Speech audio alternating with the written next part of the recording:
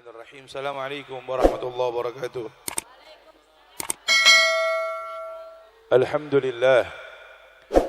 Wassalatu wassalamu ala rasulillahi sayyidina wa habibina wa maulana Muhammad ibn Abdullah wa ala alihi wa sahbihi wa man walah. ولا حول ولا قوة إلا بالله العلي العظيم سبحانك لا علم لنا إلا ما علمتنا إنك أنت العليم الحكيم وقل ربي اشرح لي صدري ويسر لي أمري واحلل عقدة من لساني يفقه القول ولا حول ولا قوة إلا بالله العلي العظيم أما بعد. Yang saya cintai, saya hormati segenap para kiai, para asatidz, para habaib yang tidak dapat saya sebutkan satu persatu namanya, namun tidak mengurangi rasa hormat, cinta saya, ta'zim saya kepada beliau-beliau semua. Semoga para habaib kita, para kiai kita, para asatidz kita, Allah berikan keberkahan untuk beliau senantiasa dan keberkahan tersebut kembali kepada kita semuanya. Hadirin hadirat rahimakumullah. Alhamdulillah. Puji syukur kepada Allah yang Allah kumpulkan malam ini di dalam satu tempat, satu rumah, satu perkumpulan, satu majlis yang insya Allah kama kita ketahui, sama kita yakini, tempat ini bukan hanya dijadikan oleh Allah sebagai tempat perkumpulan biasa saja, tapi insya Allah Allah jadikan tempat ini tempat turunnya rahmat daripada Allah. Sehingga kita minta kepada Allah tidak pulang, tidak bubar dari tempat ini kecuali Allah ampunkan dosa-dosa kita. Baik dosa yang kecil maupun yang besar, baik yang lama maupun yang baru kita kerjakan. Dan kita minta kepada Allah, mudah-mudahan Allah tutup rapat seluruh aib-aib kita di dunia dan di akhirat. Allah senantiasa berikan kepada kita hidayah dan taufiknya, sehingga kita menjadi hamba yang lebih baik daripada yang sebelumnya. Salawat serta salam tercurahkan, terhaturkan kepada junjungan alam, kekasih, idola, panutan, tidak lain tidak bukan adalah baginda Nabi Muhammad sallallahu alaihi wa ala alihi wa sahbihi wasallam, yang mudah-mudahan kita minta kepada Allah, kita semua yang malam ini berkumpul di tempat ini memperingati maulid kelahiran Nabi Muhammad sallallahu alaihi wasallam, walaupun bulannya sudah lewat, walaupun tanggalnya sudah berlalu, walaupun waktu harinya sudah meninggalkan daripada bulan-bulan tersebut, tapi kita minta kepada Allah nikmat ini, kecintaan ini dan kebahagiaan ini Allah senantiasa berikan terus menerus, dan kita dijadikan oleh Allah sebagai hamba-hamba yang senantiasa berbahagia dengan kelahiran Nabi. Peringatan maulid Nabi Muhammad tidak perlu dilakukan setahun tahun sekali, enggak cukup. Peringatan maulid Nabi Muhammad bukan hanya diperingati setiap malam 12 Rabiul Awal atau bulan maulid saja. Al-Imam Ad-Dibai beliau mengatakan, andai kata kita setiap hari memperingati maulid Nabi Muhammad, maka bisa jadi hukum memperingati tersebut menjadi wajib. Kenapa diwajibkan oleh Allah Subhanahu wa taala? Kenapa beliau mengatakan diwajibkan? Kenapa beliau mengatakan bisa menjadi wajib? Karena di dalam perkumpulan seperti ini kita diingatkan untuk kenal kepada Allah dan kenal kepada Nabi Muhammad. Maka rugi kalau ada peringatan maulid Nabi Muhammad, Sahibul Bait mengundang penceramah-penceramah yang hanya keluar kata-kata yang tidak perlu dikeluarkan. Canda, tawa, mizah dan lain sebagainya, apalagi wa iyadzubillah min dzalik, jika ceramahnya dibarengi dengan kata-kata yang tidak layak dikeluarkan, tidak layak dan tidak pantas. Bukan untuk menegaskan umat kepada Nabi, tapi kita malah diajak tertawa, terbahak-bahak dengan omongan-omongan atau kiai-kiai atau asatidz yang ceramahnya membuat kita lupa kepada Nabi Muhammad. Ajarkan perjuangan Nabi, ya memang betul, tidak hanya lembutnya Nabi, tapi kita pula harus tahu bagaimana tegasnya sikap yang dilakukan oleh Nabi Muhammad. Beliau adalah ruhama bainahum. Beliau adalah seorang Nabi yang sangat rahim, kasih sayang, akan tetapi asyidda 'alal kufar. Beliau tegas, punya prinsip terhadap orang-orang kafir dan orang-orang munafik. Hadirin rahimakumullah yang dirahmati oleh Allah. Kita tahu itu semua hanya diperingati maulid Nabi Muhammad, hanya di perkumpulan-perkumpulan baginda Nabi Muhammad, hanya di perkumpulan-perkumpulan yang mengenakan kita Rasul di mana? Ya perkumpulan seperti ini. Makanya Al-Imam At-Tibai beliau mengatakan bisa jadi wajib hukumnya memperingati Maulid Nabi Muhammad. Terlebih Allah Subhanahu wa taala katakan dalam Al-Qur'an, "Qul bi fadlillahi wa bi rahmatihi fabidzalika falyafrahu huwa khairum mimma yajma'un." Allah katakan dalam Al-Qur'an, wahai Muhammad, sampaikan kepada mereka, beri kabar mereka, kasih tahu mereka dengan keutamaan daripada Allah, juga dengan rahmatnya Allah. Fabidzalika falyafrahu, dengan itu kalian bergembira, dengan itu kalian berbahagia, dengan itu kalian bersukaria. Huwa khairum mimma yajma'un, kegembiraan yang kalian rasakan lebih baik daripada apa yang kalian kumpulkan. Allah suruh kita bahagia dengan dua hal. Ketika kita mendapatkan kenikmatan daripada Allah, keutamaan daripada Allah, anugerah daripada Allah, diberi anak saleh itu anugerah, diberi istri itu anugerah, diberi suami itu anugerah, diberi rumah itu kenikmatan anugerah, diberi mobil kendaraan itu anugerah, diberi ilmu itu anugerah. Semua daripada kenikmatan yang Allah berikan kepada kita adalah anugerah yang wajib kita syukuri dan kita berbahagia dengannya. Begitu pula punya anak laki-laki, dia mau dikhitan, menjalankan syariat agama Nabi yang dibawa oleh Nabi Muhammad, melanjutkan ajaran syariat Nabi Allah Ibrahim dan lain sebagainya. Itu pula adalah kewajiban kita untuk berbahagia dengan kenikmatan tersebut. Makanya malam ini dalam rangka tasyakuran Milad Ahmad Akmal Baihaqi ke-8 tahun, kita bersyukur Sahibul Bait ya, Ahmad Baihaqi bersyukur diberikan anugerah seorang anak dan bertambahnya umur adalah ungkapan bahagia, ungkapan senang. Daripada kegembiraan tersebut dipakai dengan suatu yang jauh, suatu yang lalai, suatu yang menyebabkan kita ghaflah, jauh daripada Allah, lebih baik kita berkumpul seperti ini. Terlebih diketahui nikmat yang paling besar, nikmat yang paling agung, nikmat yang paling istimewa adalah baginda Nabi Muhammad sallallahu alaihi wasallam. Kenapa? Karena Nabi Muhammad afdalun ni'am, sebaik-baiknya kenikmatan yang Allah berikan dan anugerah yang Allah berikan terhadap seluruh manusia dan makhluk ya Allah. Kita disuruh bahagia dengan nikmat tersebut. Kelahiran Nabi Muhammad adalah hari yang paling berharga dan kita harus menyambut dan berbahagia karena adalah kenikmatan yang besar. Laulan nabiyukum Muhammad, kalau bukan karena Nabi Muhammad kita nggak akan kenal Allah. Orang kampung sawah nggak bakal kenal Allah. Orang kampung sawah nggak bakal tahu yang namanya salat. Orang kampung sawah nggak bakal tahu yang namanya ibadah puasa. Orang kampung sawah nggak ada yang tahu namanya haji, umrah dan lain sebagainya. Itu kita ketahui daripada baginda Nabi Muhammad. Nggak ada peringatan Isra wal Mi'raj, nggak ada malam Lailatul Qadar, nggak ada peringatan Lailatul Nisfu min Sya'ban, nggak ada malam-malam hurum, hari-hari hurum, bulan-bulan hurum yang Allah berikan kepada kita, dan itu bulan yang mulia kalau tanpa Nabi Muhammad. Makanya Allah mengatakan dalam hadis qudsinya lewat lisan malaikat Jibril menyampaikan kepada Nabi Muhammad, dan Nabi Muhammad menyampaikan kepada umatnya apa yang Nabi Muhammad katakan, laulak ya Muhammad lama khalaqtu aflak. Kalau bukan karena engkau wahai Muhammad, aku enggak bakal ciptakan langit, bumi dan semuanya. Kecintaan Allah kepada Nabi Muhammad yang ada sebab musabab terwujudnya kainat dan makhlukat. Ikhwanir rahimakumullah, artinya apa? Nikmat yang paling besar adalah kelahiran Nabi Muhammad. Kedua, Allah suruh kita berbahagia dengan rahmatnya Allah. Sedangkan Allah katakan dalam Al-Quran dengan jelas, wa ma arsalnaka illa rahmatan lil alamin. Tidak ada rahmat yang paling besar kecuali adanya baginda Nabi Muhammad sallallahu alaihi wasallam. Sejauh apapun kita misalkan, sebesar apapun dosa yang pernah kita kerjakan, yang pernah kita lakukan, yang pernah kita perbuat di alam dunia ini, jangan pernah putus kepada Nabi Muhammad. Selalu berharap walaupun kita sekarang maksiat, besok ingat taubat, sekarang maksiat lagi, besok taubat lagi. Jangan pernah putus untuk bertobat kepada Allah.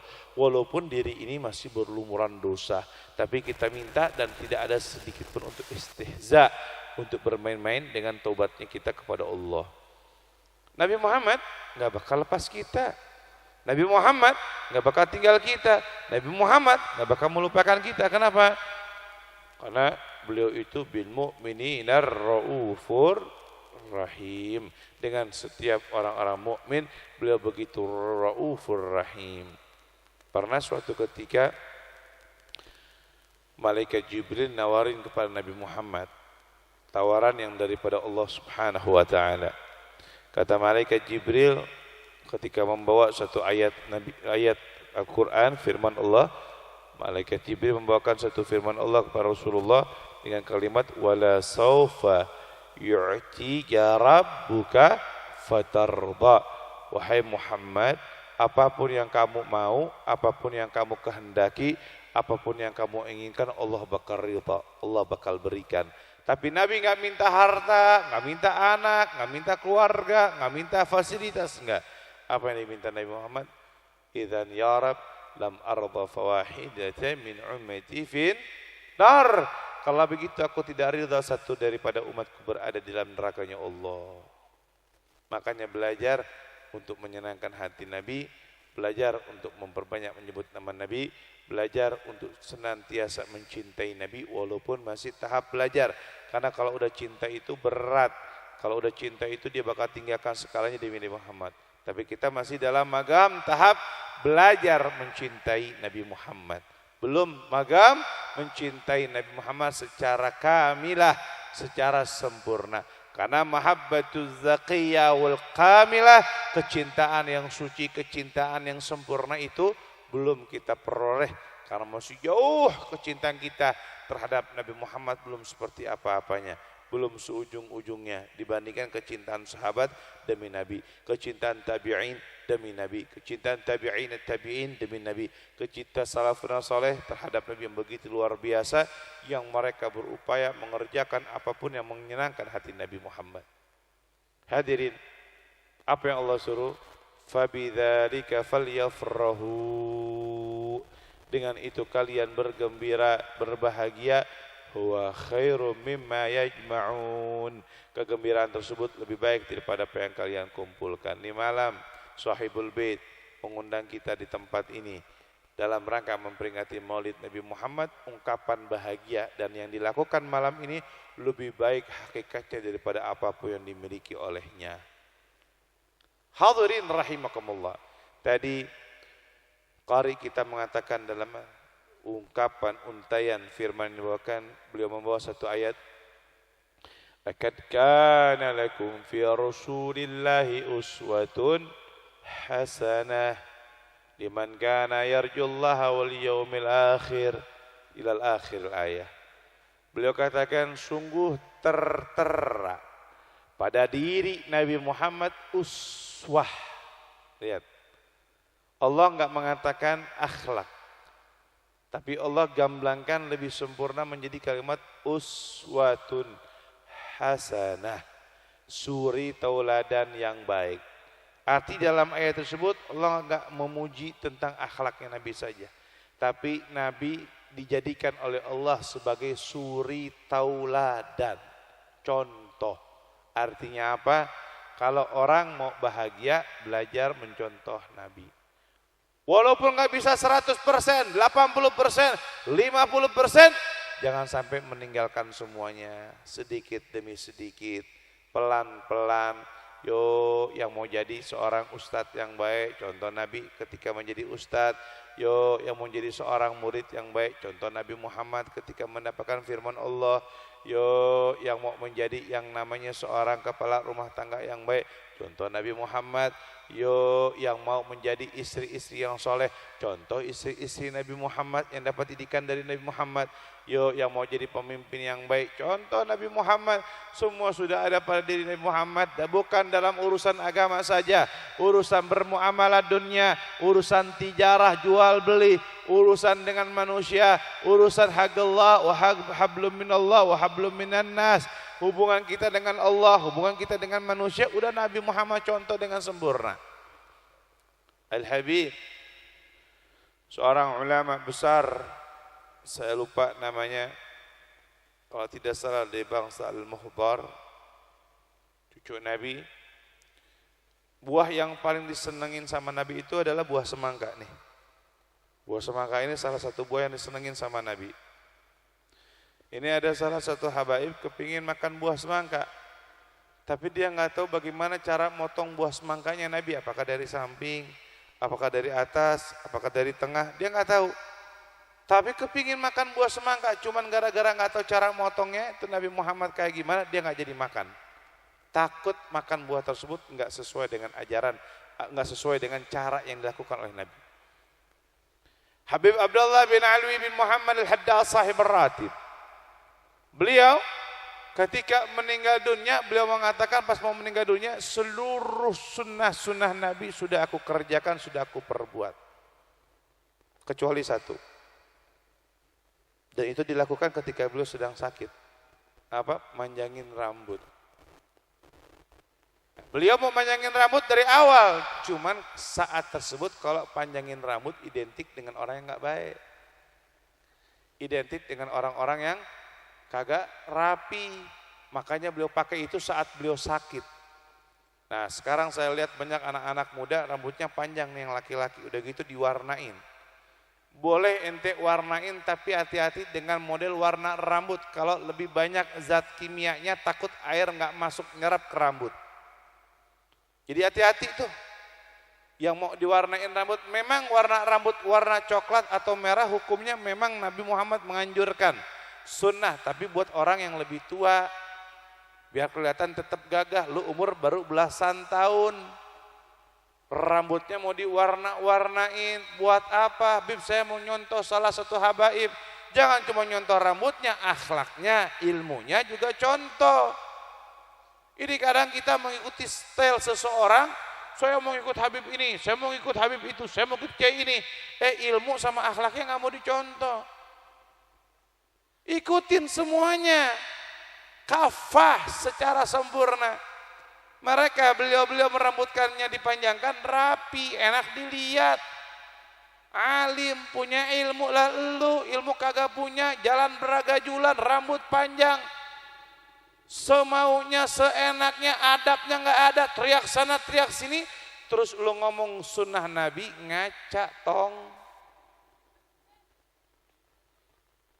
Jadi pakai akhlak, pakai adab. Silakan mau panjangin rambut, tapi jangan sampai juga kita memanjangkan ilmu kita, pakai adabnya, pakai akhlaknya, ya kan? Yang rapi disisir, yang enak disampo biar wangi, jangan sampai rambut panjang sarang kutu. Ya kan? Jangan, ya. Contoh semua. Nah, Abdullah bin Haddad pingin manjangin rambut itu. Cuman saat tersebut orang yang manjangin rambut identik dengan orang-orang yang kurang rapi. Makanya beliau di akhir pas sakit baru panjangin rambutnya. Niatin sunnah. Jangan niatin panjang rambut cuma buat ngikut style doang. Niatin sunnah. Tapi jangan sampai lupa Nabi juga pernah rambutnya rapi.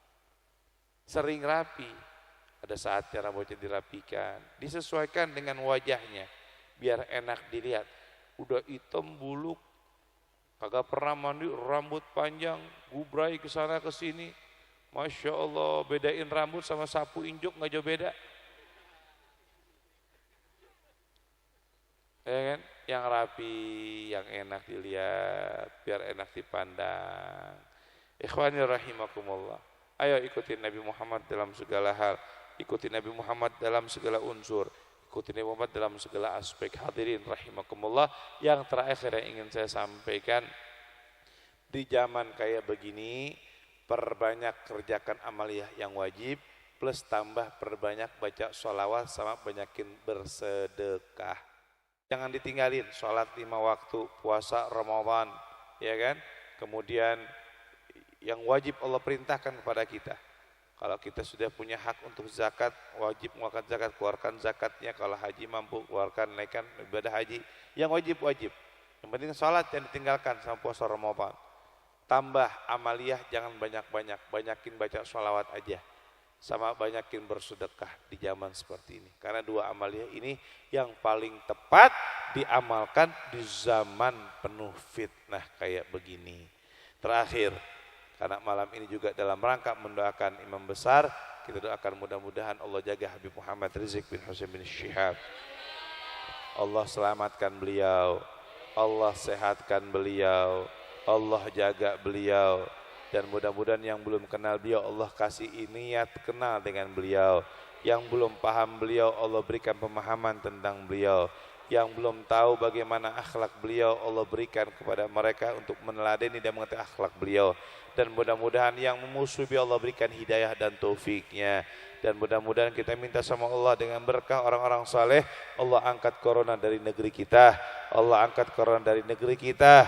Allah angkat corona dari negeri kita. Dan mudah-mudahan yang sakit Allah sembuhkan, yang punya masalah Allah selesaikan. Dan mudah-mudahan pemerintah kita, negara kita Allah kembalikan, rukunkan kembali, damaikan kembali seperti sedia kala, sehingga tidak ada ketakutan di dalam syiar. Dan Allah jadikan negeri Indonesia negeri baldatun thayyibatun wa rabbun ghafur, negeri yang diberkahi, negeri yang dirahmati, negeri yang mendapatkan curahan ampunan daripada Allah. Dan mudah-mudahan sahibul bait juga yang milad, mudah Allah berikan ilmu dan juga umur yang bermanfaat. Dan kita semua yang hadir Allah berikan kita keluarga yang sakinah mawaddah warahmah. Allah jaga kita, Allah beri hidayah dan taufik kita, dan Allah ampunkan seluruh dosa-dosa kita, baik yang dulu maupun yang baru kita kerjakan. Dan Allah tatap di dunia, tutup di dunia aib-aib tersebut. Dan mudah-mudahan kita minta sama Allah, ya Rab, Allah matikan kita husnul khatimah. Allah matikan kita husnul khatimah dengan kelembutannya Allah, kasih sayangnya Allah. Ala hadihiniyah wa bi kulli niyatin shalihah hadratin nabi bisiri min asraril Fatihah.